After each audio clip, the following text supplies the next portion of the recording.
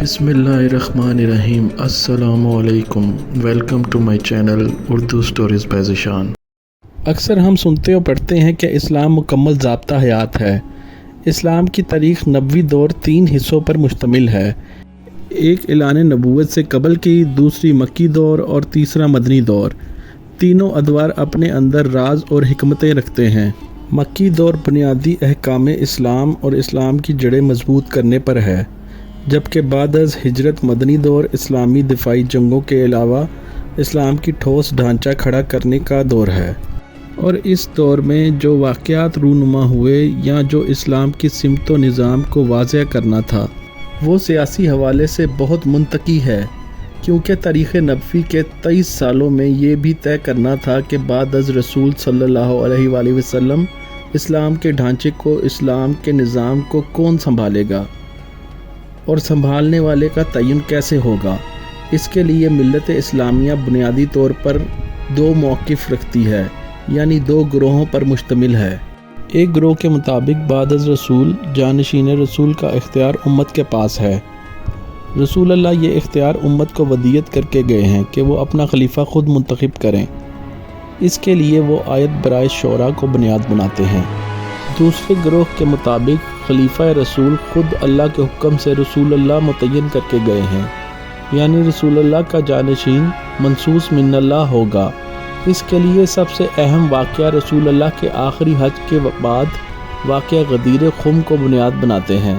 پہلا گروہ جو شورا کی بابت کرنے والے ہیں، قرآن کی سورہ شورا کی آیت نمبر 38 پیش کرتے ہیں، جس میں ارشاد ہوتا ہے، اور جو اپنے رب کو لبیک کہتے ہیں اور نماز قائم کرتے ہیں اور اپنے معاملات باہمی مشاورت سے انجام دیتے ہیں، اور ہم نے جو رزق انہیں دیا ہے اس میں سے خرچ کرتے ہیں، وہ لوگ یہ اصول متلقن استعمال کرتے ہیں۔ مگر اللہ قرآن میں یہ بھی کہتا ہے کہ اطاعت کرو اللہ کی اور اس کے رسول کی۔ اب اطاعت کہاں کرنی ہے؟ سورہ احزاب کی آیت نمبر 36 میں اللہ فرماتا ہے، اور کسی مومن اور مومنہ کو یہ حق نہیں پہنچتا کہ جب اللہ اور اس کے رسول کسی معاملے میں فیصلہ کریں تو انہیں اپنے معاملے کا اختیار حاصل رہے، یعنی کسی کو اللہ اور رسول پر تجاوز و اختیار نہیں کہ وہ اپنی منمانی کریں۔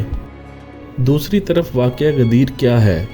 یہ بات ہے رسول اللہ کے آخری حج کی، جب رسول اللہ نے عربستان میں اعلان کروا دیا کہ 10 ہجری کا حج رسول اللہ ادا کریں گے، اور جو مسلمان شرکت کرنا چاہے۔ عرب کے تمام علاقوں سے کم و بیش 1.25 لاکھ مسلمانوں نے شرکت کی۔ بعد حج واپسی کے رستے پہ ایک مقام آیا جسے غدیر خم کہا جاتا ہے۔ اس مقام کی نوعیت کچھ ایسی تھی جیسے ریلوے جنکشن کو ہوتی ہے۔ اس غدیری اسٹیشن سے عرب کے مختلف حصوں کے لوگ جدا ہونے تھے۔ اللہ تعالیٰ نے حکم دیا کہ اے رسول، اس پیغام کو پہنچا دیجئے جو آپ کے پروردگار کی طرف سے آپ پر نازل ہو چکا ہے، اور اگر آپ نے ایسا نہ کیا تو گویا رسالت کا کوئی کام انجام نہیں دیا، اور اللہ آپ کو لوگوں کے شر سے محفوظ رکھے گا۔ بے شک اللہ کافروں کی ہدایت نہیں کرتا ہے۔ اس حکم خدا کے بعد رسول اللہ نے صحابہ کرام کو روکا، جو آگے نکل گئے تھے ان کو واپس بلایا، اور جو ذرا پیچھے تھے ان کا انتظار کیا۔ جب سب جمع ہو گئے، آپ صلی اللہ علیہ وسلم نے پلانوں اور کچاؤں کا منبر بنوایا، خود جلوہ فروز ہوئے، اور ایک مفصل خطبے جس میں خدا کی حمد و ثنا، اہم فرمان الہی جیسا کہ آیت اوپر لکھی ہے، اور آئمہ معصوم کے تعارف و ولایت کے بعد مولا علی کا تعارف کرواتے ہوئے فرمایا، من کنت مولاہ فہذا علی مولاہ، یعنی جس کا میں مولا ہوں اس کا یہ علی مولا ہے۔ اس موقع پہ حارث بن نعمان فہری موجود تھا۔ رسول اللہ صلی اللہ علیہ وسلم سے کہتا کہ آپ صلی اللہ علیہ وسلم نے کہا اللہ ہے، ہم نے مانا۔ آپ نے فرمایا آپ رسول ہیں، ہم نے مانا۔ آپ نے وہی کا کہا، ہم نے مانا، مگر آیا کہ یہ جو اعلان آپ نے کیا ہے یہ آپ نے اپنی طرف سے کیا ہے یا اللہ کے حکم سے؟ رسول اللہ نے فرمایا کہ یہ خداوند کا حکم ہے، تو جسارت کرتے ہوئے نکل پڑا کہ اگر اللہ کا حکم ہے تو خدا مجھ پر عذاب نازل کرے۔ کچھ قدم چلا ہی ہوگا کہ آسمان سے ایک کنکر گرا جو ملون کے آر پار ہو گیا، اور وہ موقع پر ہی ابراہا جیسے غرور و سرکشی کے ہمراہ جہنم واصل ہو گیا۔ کیا عید غدیر وفات حضرت عثمان پر منائی جاتی ہے؟ ایک سب سے بڑا اعتراض و اشکال جو اس روز پر اٹھایا جاتا ہے وہ یہ کہ پیروان ولایت و امامت یہ خوشی حضرت عثمان کی وفات پر مناتے ہیں یا ان کی وفات کے بعد، چونکہ مولا علی خلیفہ بنے تو اس بات کی خوشی ہے۔ اگر ایسا ہے تو کیا حضرت ابوبکر، حضرت عمر بھی اس بات پر خوش تھے؟ کیونکہ باروایت حضرت ابو ہریرہ اعلان غدیر کے بعد حضرات شیخین مولا علی کے پاس آئے اور انہیں مبارکباد دی کہ آج سے آپ ہمارے اور تمام مسلمانوں کے مولا بن گئے ہیں۔ اسی طرح ایک روایت ملتی ہے کہ ابو طفیل زید بن ارقم سے روایت کرتے ہیں کہ حضرت علی نے لوگوں سے حلفاً پوچھا کہ تم میں سے کون ہے جس نے رسول اکرم صلی اللہ علیہ وآلہ وسلم کو غدیر خم کے دن یہ فرماتے ہوئے سنا ہو، کیا تم نہیں جانتے کہ میں مومنوں کے جانوں سے قریب تر ہوں؟ انہوں نے کہا کیوں نہیں؟ آپ صلی اللہ علیہ وسلم نے فرمایا جس کا میں مولا ہوں اس کا علی مولا ہے۔ اے اللہ، جو اسے دوست رکھے تو بھی اسے دوست رکھ، اور جو اس سے عداوت رکھے تو اسے عداوت رکھ۔ سیدنا علی کی اس گفتگو پر 12 آدمی کھڑے ہوئے اور انہوں نے اس واقعے کی شہادت دی، جن کا حوالہ نیچے درج ہے۔ دوسری بات یہ کہ واقعہ خم غدیر 18 ذی الحج سن 10 ہجری کا ہے، جبکہ حضرت عثمان پر قاتلانہ حملہ اس واقعے کے 25 سال بعد پیش آیا، اور یہ بھی فی الحال واضح نہیں کہ تاریخ 18 تھی یا 12 ذی الحج۔ ایک نظریہ اعتراض مان بھی لیا جائے تو پھر برادران اسلام کی ایک بڑی تعداد میں مشہور ہے کہ رسول اللہ 12 ربیع الاول کو پیدا ہوئے اور ٹھیک اسی روز کو ہی وفات پائی، تو وہ برادران جو 12 ربیع الاول کا جلوس نکالتے ہیں، آیا کہ وہ پیدائش کا جلوس نکالتے ہیں یا وفات کا؟ پیدائش و وفات کا ایک ہی دن ہے، تو پھر ان کو کیا کرنا چاہیے؟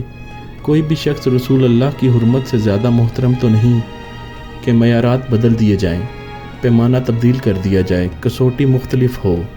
واقع غدیر خم کا جشن و خوشی رسول اللہ کے ہوتے ہوئے رسول اللہ کے سامنے صحابہ کرام کا خوشی منانا، یہ صحابہ کرام تک کے عمل سے ثابت ہے، جبکہ جن کو غدیر پر اعتراض ہے، ابہام ہے۔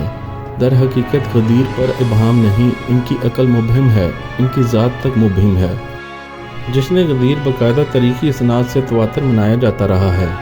مصر کی خلافت فاطمیہ میں حاکم وقت دربار لگایا کرتے تھے، اس روز نئے لباس پہنے جاتے تھے، حتیٰ کہ 2 رکعت نماز بطور عید غدیر پڑھی جاتی تھی، قاضی بٹھایا جاتا تھا، اونٹوں کے کچاوے اور پلان رکھے جاتے تھے، اور حاکم کے دربار میں غدیر کی منظرکشی کی جاتی تھی، عیدی بانٹی جاتی تھی، نئے پکوان تیار کیے جاتے تھے، یعنی اس روز کو بالکل ایسے ہی منایا جاتا رہا ہے جیسے عیدین۔ عید غدیر بدعت نہیں، تکمیل اسلام کی سند ہے، حکومت اسلامی کے غلبے کا نام ہے، نظام اسلامی کے غلبے کا نام ہے، اور نہ ہی یہ فضیلت مولا علی کا اعلان ہے، کیونکہ مولا علی کے فضائل ڈھکے چھپے یا کم نہیں، بلکہ یہ مولا علی کی حکومت کے اعلان کا نام ہے۔ اعلان غدیر کے بعد خدا فرماتا ہے کہ آج میں نے تمہارے لیے تمہارا دین کامل کر دیا اور اپنی نعمت تم پر پوری کر دی، اور تمہارے لیے اسلام کو بطور دین پسند کر لیا۔ غدیر یعنی ولایت علی کا اعلان، اور ولایت علی عین اسلام ہے، اور اسلام ولایت علی مکمل ہوتا ہے۔ پس جو کوئی ولایت علی سے دور ہے، اس کا اسلام مکمل نہیں، اس کا ایمان مکمل نہیں، اور جو کوئی یہ پیغام پہنچ جانے کے بعد بھی انکاری ہے تو وہ بڑے گھاٹے میں ہے، کیونکہ ارشاد ہوتا ہے، اور جو اسلام کے علاوہ دین تلاش کرے گا وہ دین قبول نہ کیا جائے گا، اور وہ شخص آخرت میں خسارے والوں میں سے ہوگا۔